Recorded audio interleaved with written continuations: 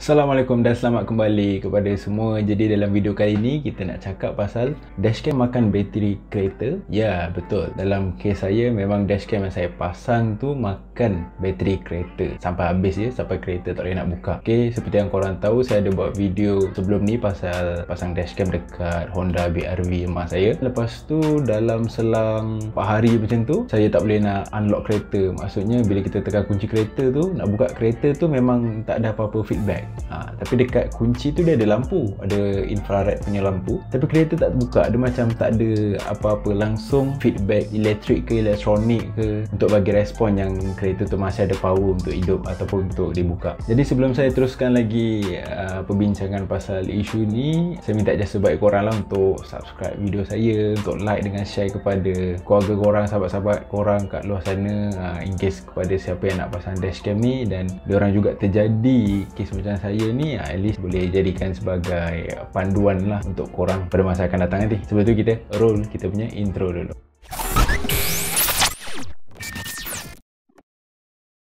Jadi kita akan bincang isu ni menggunakan flow untuk korang lebih faham macam mana dia punya jalan cerita. Okey, kita akan mulakan tadi dengan tajuk korang dah tahu lah tajuk. Lepas tu kita go kepada persoalan. Lepas tu masalah, punca, solusi dan juga conclusion dia. Okey, pasal masalah pula. Macam mana persoalan yang kita tertanya, macam mana bila kita pasang dashcam yang boleh berfungsi selama 24 jam tu, dia memakan bateri kereta dengan cepat. Jadi masalah dia dekat sini, kita boleh nampak yang lepas kita pakai hardware kit tu untuk dashcam berfungsi selama 24 jam, bateri kereta habis dengan cepat. Kita dah nampak dah ada punya masalah dekat sini. Jadi kita nak tengok apa dia punya punca. Setelah saya tadi dengan cari apa dia punya punca semua, okey, saya dapat jumpa 3 poin, iaitu yang pertama, sensitivity emergency recording bila ada vibration. Dia punya mode tu dekat level yang paling tinggi lah, iaitu level high. Yang kedua,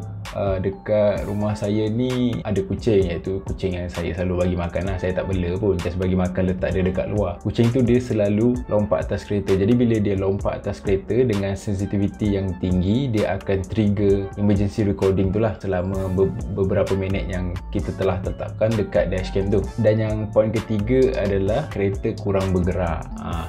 Okay, seperti yang korang tahu, bila kita pakai dashcam yang berfungsi selama 24 jam, dashcam tu dia perlukan power. Dia menggunakan bateri. Okay, dekat dashcam tu sendiri dia ada bateri built-in, tapi just untuk buat dashcam tu berfungsi untuk certain waktu. Tapi most of the power tu dia ambil daripada bateri, dan macam kita tahu, bateri kereta bila kita tak guna lama-lama dia akan habis. Sebab tu kita kena bagi kereta berjalan supaya alternator boleh recharge balik bateri tu.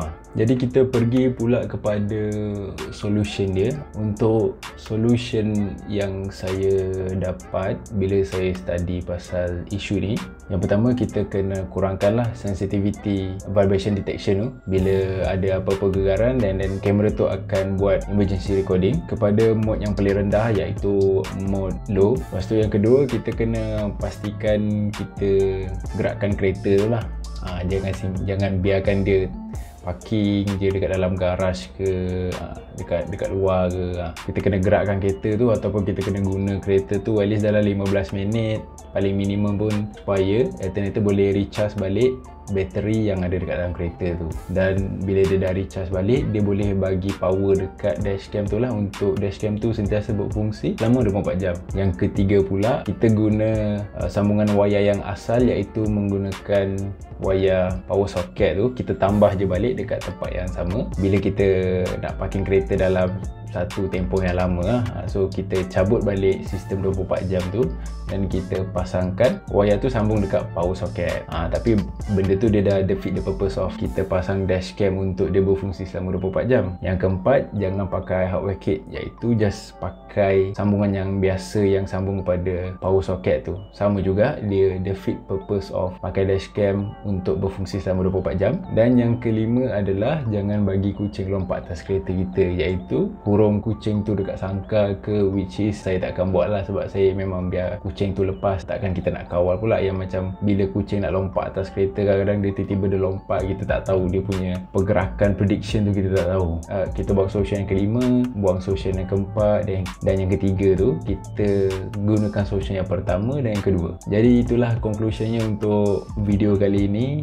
Bila korang dah set upkan dekat kepala korang nak pakai dashcam yang berfungsi 24 jam, pastikan korang guna kereta korang tu tiap-tiap hari. Kalau korang nak setkan dia punya sensitivity vibration detection tu pada tahap yang paling tinggi, dan kalau tak pun korang set je pada low, tapi maybe korang boleh lah tinggalkan ataupun tak hidupkan kereta korang dalam paling maksimum pun 3 hari macam tu.